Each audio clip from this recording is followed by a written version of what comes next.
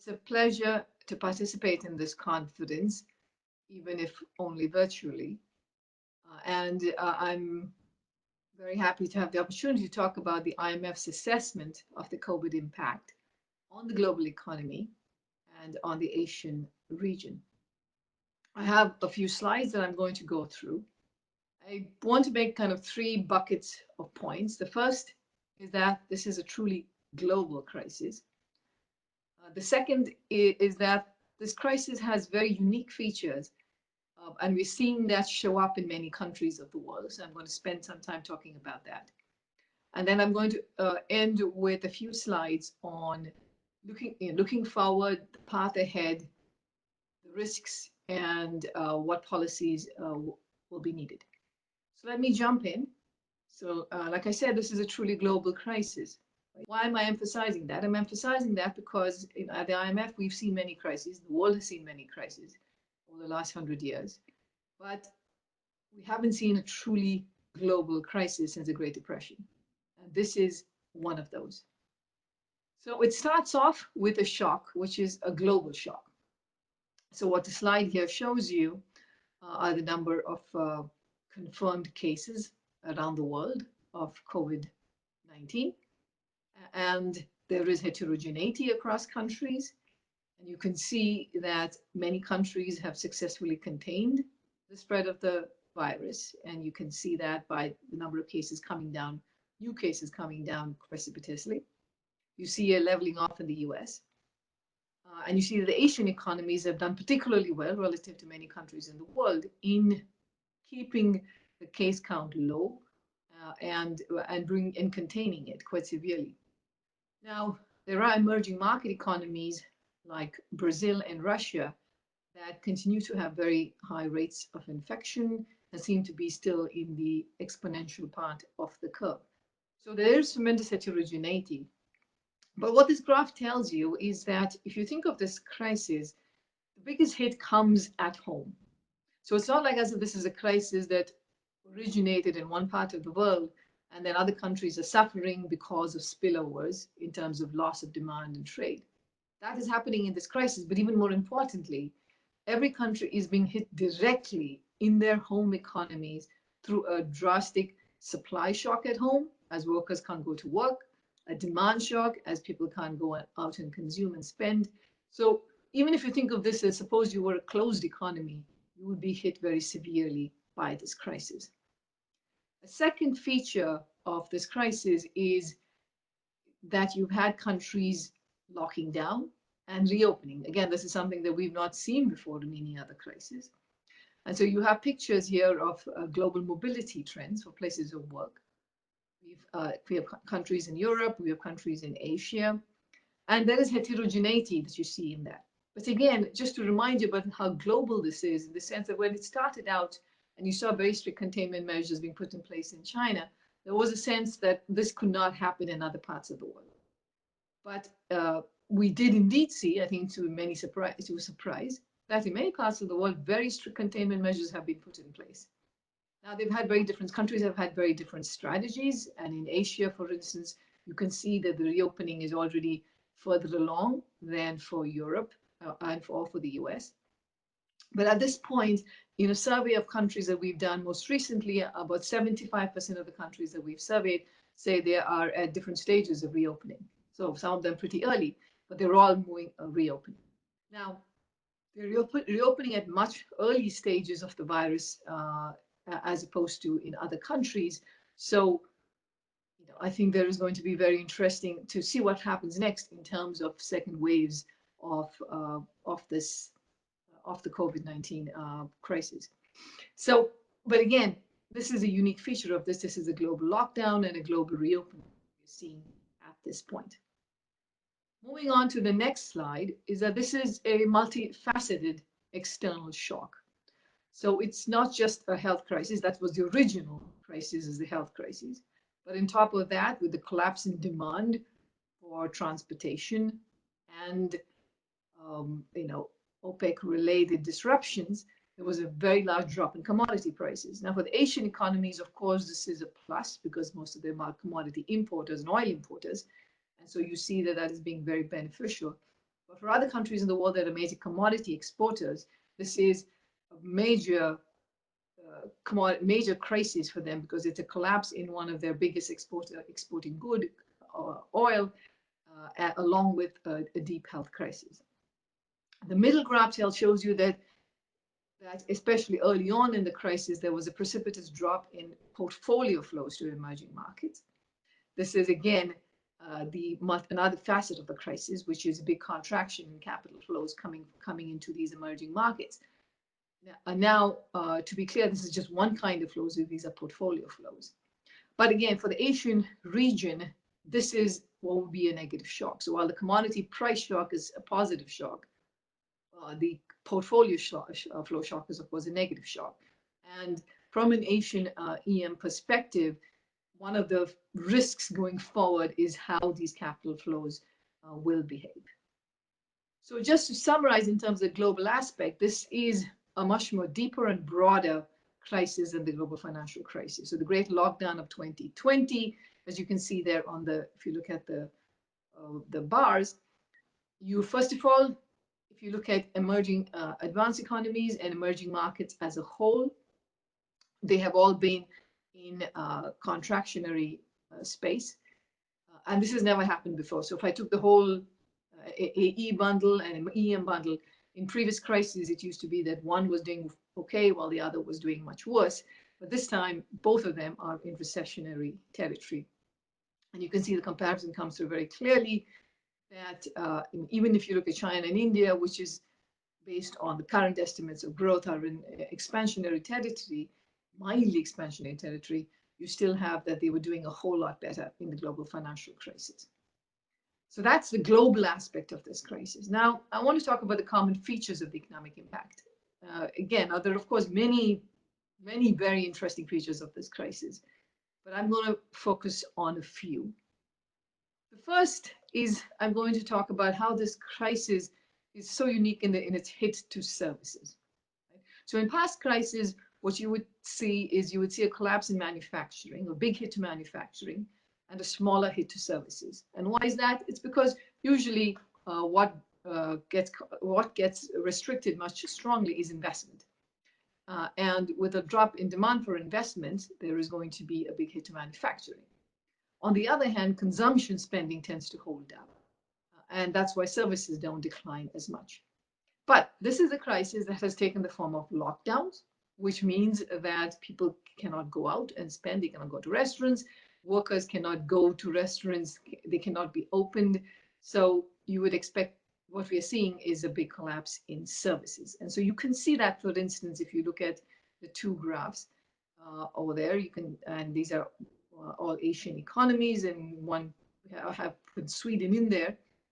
You see that country by country, in the peak of their crisis, peak month for their crisis, you've seen a much bigger hit on services than you see in manufacturing. And for this, particularly dramatic if you see the PMIs for India. If you look at countries that are in the recovery phase, so let's look at China, for which we have data before which the peak was in February, you see an improvement, but you see again that the improvement in manufacturing has come along much more quickly than the improvement in services. And so services remain in contractionary territory in China even now. And that tells you something, because what is going to tell you that the recovery is going to, while you might think that, okay, there's this big drop in consumption that's happened now, it's maybe there's a pent-up demand and we can see a return to consumption, but that's not what we're seeing because the health crisis has not gone away. So there is still a desire to socially distance and to be more careful about how you go out and interact with other people in restaurants or for the tourism-related activities. I have there a slide, which is an interesting comparison there on Sweden. The reason I brought Sweden in is actually Sweden is a country where you don't have Sweden there for manufacturing, but if you compare Sweden's activities in manufacturing and services, you actually see that services and manufacturing do about the same. So in that sense, because Sweden had a different strategy of not having serious lockdowns, their hit on services, it has been negative, but it's not as bad as in the other countries of the world, though their hit on manufacturing has been very big because they depended on external demand. Taiwan is another interesting example where the difference between the behavior of manufacturing and services is less severe, and they also had a pretty different approach to dealing with this crisis. So that's one. A second interesting question that this crisis raises, because there's been both supply shocks and there's been both demand shocks. A question that comes up is, what does that imply for inflation? And you've also had, of course, very large amounts of monetary easing everywhere in the world. So the question is, what does that imply for inflation? What we're seeing across the board, and this is not just true for a few advanced economies, but you're seeing this in many countries, including many emerging markets, is that inflation is remaining muted. So it is not like the supply shocks are leading to very large increases in inflation at this point. So you have a big demand effect. Now, of course, this is still early days. Some of these measures of inflation may not be very good, given that survey techniques are not very good at this point. And we'll have to see how this plays out. But if you were to ask the question, think of the question as, what are we seeing? Are we seeing mostly inflationary pressure, disinflationary pressure, or deflationary pressure? I think for most countries in the world, we are seeing mostly disinflationary pressures. And of course, in the case of Japan, you can see we're back to zero inflation. So this is, I think, that, and just to keep this in mind, this is a concern going forward, because while high inflation is a concern, but also if this is going to be deflationary, it is a major challenge for policymakers around the world, and this is a risk that policymakers will have to think about. Financial markets, another area where there seems to be something very similar happening around the world, which is what appears to be something of a disconnect with the real data that's coming in. So we are seeing improvements in stock markets across the globe. We've seen, for instance, a very sharp improvement in the U.S. stock market, but there's also that you also see this happening in many other stock markets around the world, including in Brazil, which has been very hard hit. But also, for instance, if you look at Japan, what's happening there, you see some improvement relative to the worst period, which was in the middle of March. So this is, again, a broad phenomenon that we are seeing. And it's not just because the stock market has a lot of tech firms and pharma firms, but we're seeing very broad-based improvement in the stock market. At the same time, there is growing concerns about the real market effects and how persistent they will be. It's not just in the stock market. So, for instance, the next slide here looks at emerging market borrowing spreads, sovereign spreads. And what you see is this comparing the black dotted lines are for the global financial crisis. The bars are for the current crisis.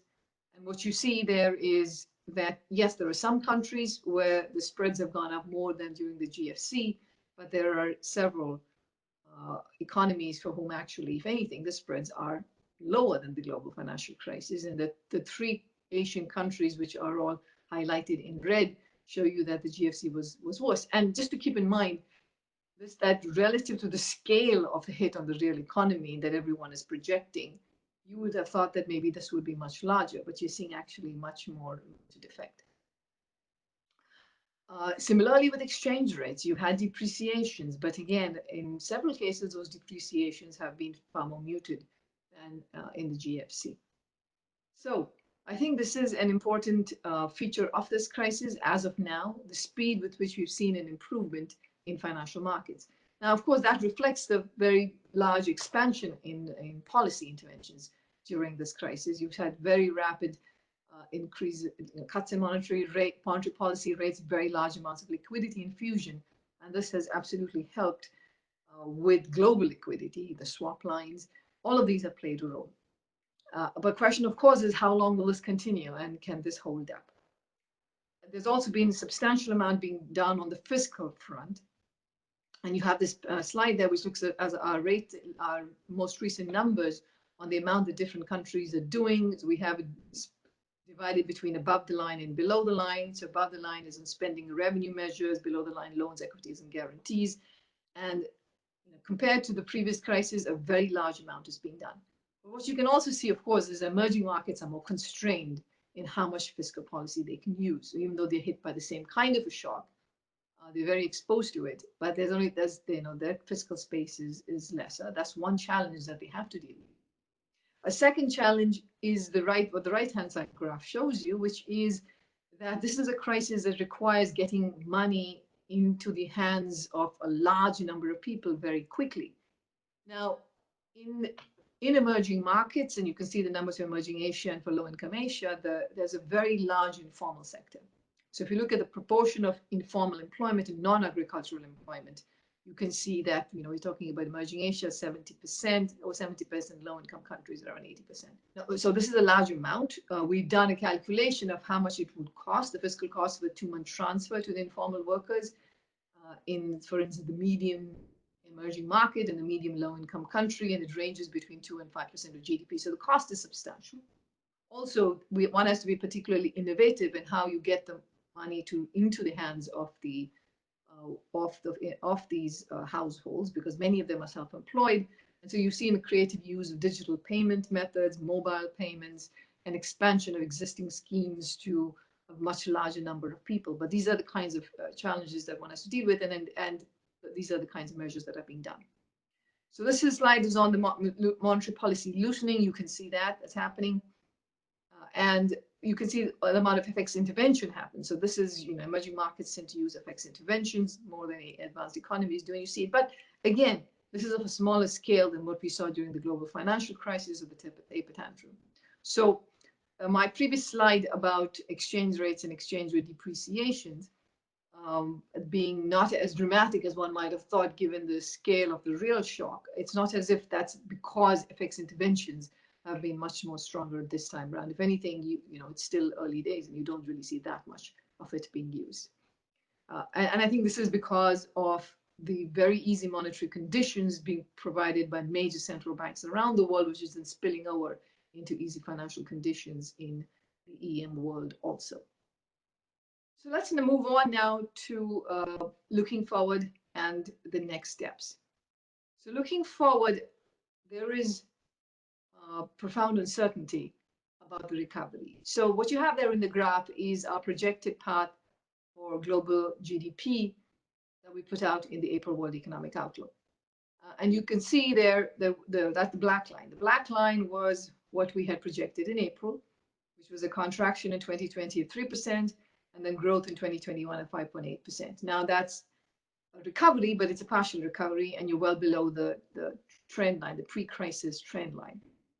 But we also had other scenarios, and those are show up in the red line, the yellow line, and the blue line, which involve the pandemic continuing into the second half of this year, into 2021, and so on. And you can see that the outcomes can be much worse.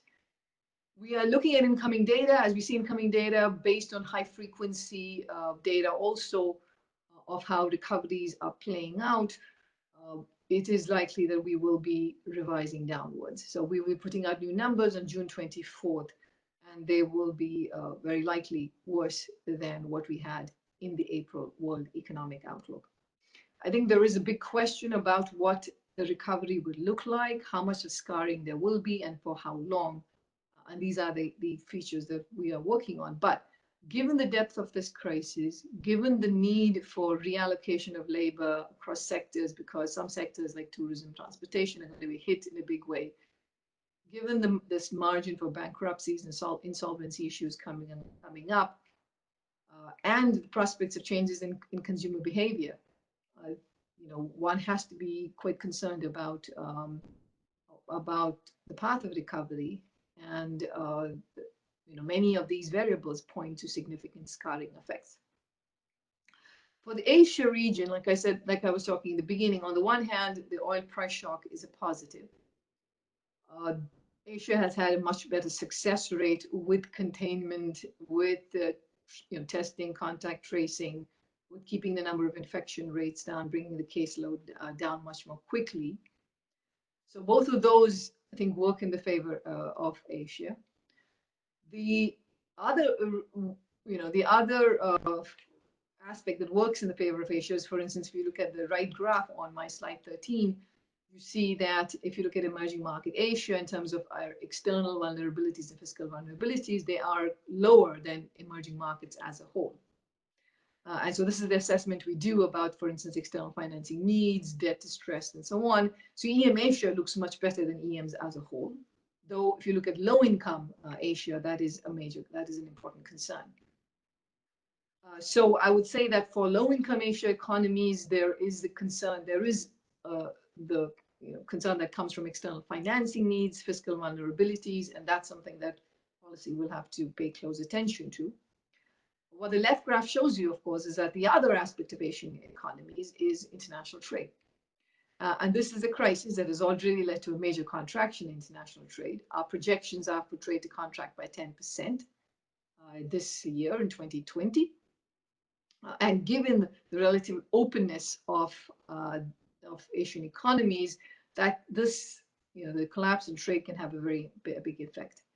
But we have to think about this not just much more broader than just this crisis. Of course, there are many other tensions that are developing, the US, China, Hong Kong, the geopolitical risks, and all of that has very big implications for global supply chains, for the location of production going forward, for the risks to globalization and the rise in protectionism. So I think of this as being one very important channel for Asian economies to be concerned about. Now, Asian economies also depend a lot on what's going to happen to growth in China. Again, China is a country where the containment has worked very well. It's probably, one could argue that it would have less scarring than many other countries will. So that could think of as a mild positive. But again, for the region as a whole, and given the horizon for trade at this point, I think this is one major area. So again, the way I think about it, for the Asian policymaker, the trade aspect is a very big one, and it is brewing. And there is the capital flow aspect, which was, a major challenge in March. But then because of the very easy monetary conditions, all the swap lines being put in place, the liquidity facilities being made available, you have had an easing of the capital flow dollar pressures. But that is a risk. It is a vulnerability because it's not the case that if things get worse, you could have a turmoil in financial markets again, and that's something to keep an eye on. So what have we learned in terms of policies for the reopening phase, since most countries are in the reopening phase at this time? So first thing, so the way we think about this crisis, we think of this as three phases. The first phase is when you had the strict containment. At that time, the policy was to support workers and firms, to keep them matched, to provide income so they can have their needs can be met. It was important to kind of preserve the web of relationships in the economy. But then we have the phase two, which is when you have the reopening, but there is no medical solution. So that's the world we are in right now. So it's quite possible there will be more waves. It seems like it's a given that there will be second waves or third waves. And so one has to be prepared for putting lockdowns in place again, but doing it maybe differently from what was done in the past. And that's the environment you have to be in. But now, given that these are taking several months, there are going to be some sectors that are just no longer viable. So you would expect sectors in travel, for instance, or anything that's related to hospitality that might require shrinking at least for a few years. And so then the policy has to shift from, instead of trying to keep workers and firms matched, to actually reallocating workers to the sectors that are growing and have potential to absorb them. Secondly, it's not possible to support all firms and prevent all firms from staying afloat. This is going to be a time when countries will have to make difficult choices about which systemically important or strategically important firms to preserve and which ones to let go. And the focus has to be more about how do you let these firms come back up very quickly once the second phase two is over and we have a solution for the health crisis. In terms of policies that work, first, I think it's quite clear that one needs to keep the health uncertainty to a minimum. That involves a widespread testing. If the numbers of cases are low, contact tracing can be still very effective if done early on, but also, people wearing masks, better hygiene, washing of hands, all of that, they certainly are the least economically disruptive way to deal with the health crisis. Secondly, it's going to be a phased reopening. It has to be well communicated. As we know that if people do not have the confidence that they have the right amount of information about this health crisis, then they're not going to go out and spend. And also, we have to keep in mind the country should be open to different strategies and trade-offs. What I mean by that is that in the beginning of this crisis, there was very much a copycat phenomenon, which is all countries were doing what they were seeing other countries were doing. And that was to be expected because this is such a novel coronavirus. And so everybody reacted in the way that you would expect. But now we have information, we have data. We know that countries' variables matter, your demographics matter, your ability to social distance differs across countries. Some countries have large urban slums. It's a very different effectiveness of containment measures. Some countries are dealing with many other kinds of health illnesses, and that's a compounding factor in there. So I think countries have to take a much more tailored approach the next time round. And also, I think the number one policy has to be a global effort for production and distribution of medical supplies and vaccines. Second, how to support workers and firms that will need to evolve. In the peak crisis, idea was to keep firms and workers matched. And that was done through short-term work subsidies, grants to firms conditional on maintaining employment. But this is what I was saying, that in the reopening recovery phase, you need to ease reallocation. This will require labor market flexibilities. You need to give firms wage and hiring subsidies, and you need to target corporate solvency. And I have here what we call a new generation of temporary automatic stabilizers. What do I mean by that? What I mean is that given that it's likely that there will be future waves and one will need to go back and reimpose maybe localized lockdowns and similar support measures as was done, the first phase will have to be put in. Maybe some of these measures can be made automatic and in a temporary way, so that at least as long as this health crisis is still with us, that they can be deployed much more quickly. And third, of course, it's very important to have stability of the financial system. Critical spending needs of developing economies have to be met, and you need to have adequate international liquidity. This is the one I would say that if there's a positive news at this point, it is the relative tranquility of financial markets and the ease of financial conditions. But that, of course, is not guaranteed going forward. I mean, from very quickly, I just want to tell you, but all the programs, all the kinds of facilities that the IMF has made available. We have emergency financing. It says 59 countries over here, but as we speak, another country has been approved. So I think it's now 60 countries have been provided with emergency financing. We have over 100 countries that have requested emergency financing. Also for countries that have a very difficult time undertaking health spending, we are the poorer nations. We are providing them with debt service relief so that they can use that money for their local health spending needs. We have put in place a new short-term liquidity line. We also have precautionary credit lines that countries can access for their liquidity needs. There are other international initiatives, the G20 Debt Relief Initiative, there are FX swap lines in place. But I think given the path we're looking forward, probably more will be needed. And there will be some countries that will need debt restructuring, that will need access to concessional financing for a very long time. There will be other countries that will need access to concessional financing to meet their liquidity needs. And so this is going to be a long haul, and it's not going to go away anytime soon.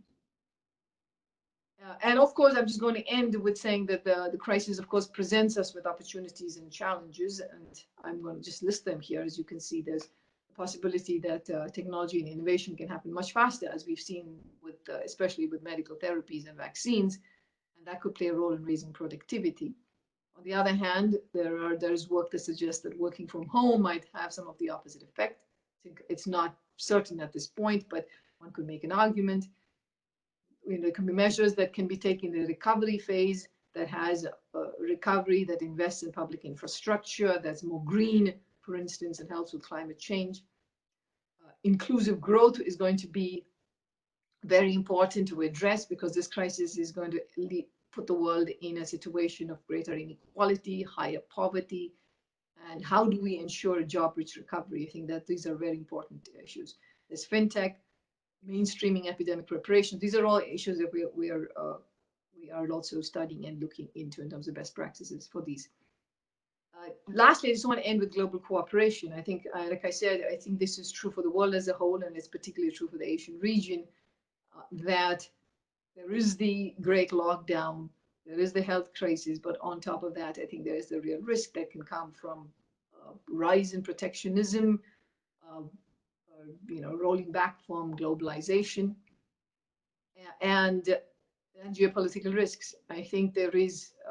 It's very important for us to remind ourselves of all the benefits that globalization has done, and also recognize that the system is imperfect and needs to be fixed. So I think it a major push on the global front when possible to have a better globalization is going to be crucial going forward. So with that, I will stop. Thank you so much for your for listening, and I hope I can do this next time in person. Thank you.